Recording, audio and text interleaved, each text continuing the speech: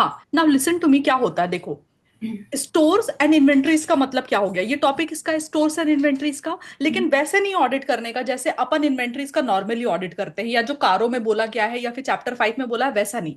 यहां पर वो क्या बोल रहा है कि जो स्टोर्स बोले तो जो भी परचेजेस करते हैं ना गवर्नमेंट डिपार्टमेंट के लिए, वो स्टेशनरी का खर्चा हो गया या any sort of expenditure, that means purchases वाला जो खर्चा हो गया ना, परचेज का ऑडिट कैसे करने का गवर्नमेंट के, ठीक है। सो वो लाइक फॉर एग्जांपल कुछ एडमिनिस्ट्रेटिव के लिए, अभी गवर्नमेंट पूरा कागजों का काम होता है गवर्नमेंट डिपार्टमेंट में, राइट। या फिर सपोज कोई इंफ्रास्ट्रक्चर रिलेटेड एसी लगाने का काम है, ये सब जो काम है, तो ये सब क्या है, परचेजेस है। तो ये परचेजेस का ऑडिट कैसे करने का, this is the question. So audit of stores and inventories, government के कोई डिपार्टमेंट में इन्वेंट्री रखा है उसका ऑडिट कैसे करने का, तो स्पेसिफिक जो चीजें पूछ रही है अपन वही आंसर करेंगे। हम जनरिक जो अपना ऑडिट का नॉलेज है वो यहाँ नहीं लगाएंगे, राइट मीरा? हाँ, यस। डन, ओके, गॉट, गो हेड।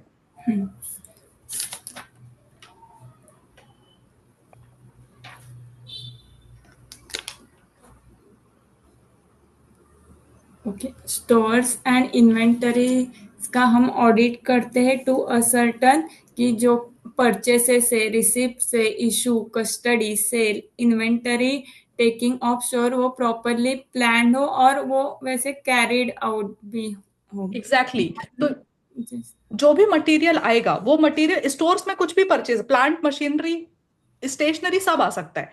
तो जो भी मटेरियल आएगा रिसीव होगा वो प्रॉपर इशू होगा, जिस डिपार्टमेंट को चाहिए उसको इशू होगा, वो सही इंसान की कस्टडी में होगा, अगर वो सेल हो रहा तो सही से रिकॉर्ड होना चाहिए, और अगर वो इन्वेंट्री में पड़ा हुआ तो everything to be well planned and properly carried out. So all the regulation has to be in place government के परचेजेस से रिलेटेड, ठीक है। Point one clear everyone?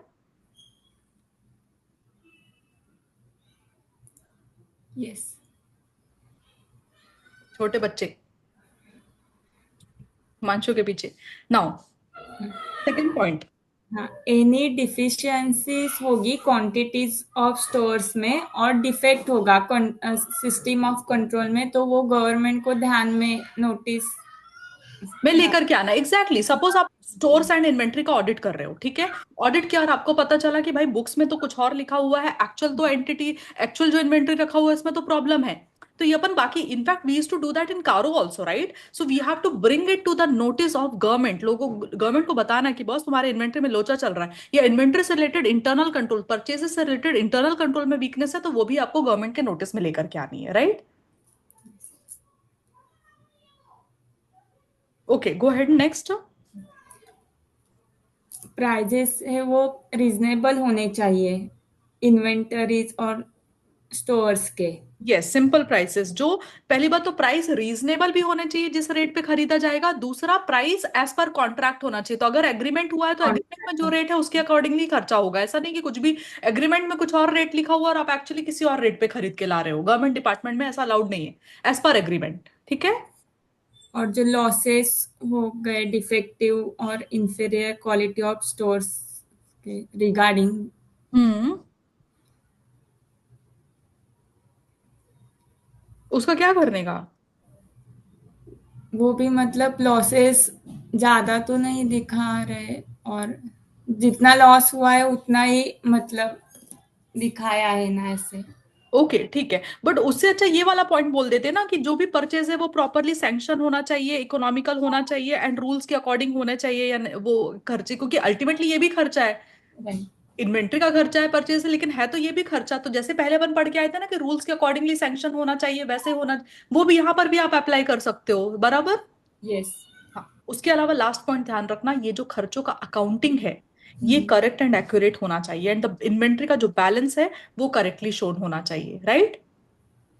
So easy है 5 पॉइंट याद करके रखने के लिए। पहला, सबसे इजी बोला है कि जो भी इन्वेंट्री का परचेजेस है, इन्वेंट्री का रिसिप्ट है, इन्वेंट्री का इशू है, कस्टडी है, everything has to be well planned and carried out as per the regulations, ठीक है। अगर उनकी इन्वेंट्री में परचेजेस में कोई भी डेफिशिएंसी या इंटरनल कंट्रोल में डेफिशिएंसी मिली है तो वो गवर्नमेंट के नोटिस में जाना चाहिए। जो भी परचेजेस हुआ है वो रूल्स के साथ में प्रॉपरली सैंक्शन होना चाहिए, कॉम्पिटेंट अथॉरिटी का सैंक्शन होना चाहिए, रूल्स के अकॉर्डिंगली खर्चा होना चाहिए।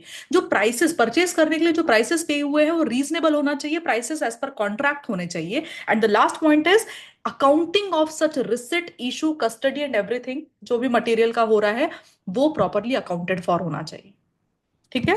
सो आप कीवर्ड्स आपके हिसाब से लिख लो, मैं तो अकाउंटिंग लास्ट वाले के लिखूंगी, प्राइस रीजनेबल लिखते हैं उसके ऊपर वाले का, फिर सैंक्शन प्रॉपरली सैंक्शनड उसके ऊपर, एंड देन एक था डेफिशिएंसी का नोटिस देने का, एंड उसके बाद में फर्स्ट वाला था वेदर रेगुलेशन रिगार्डिंग द, हाँ मतलब प्लान्ड एंड कैरिड आउट वाला।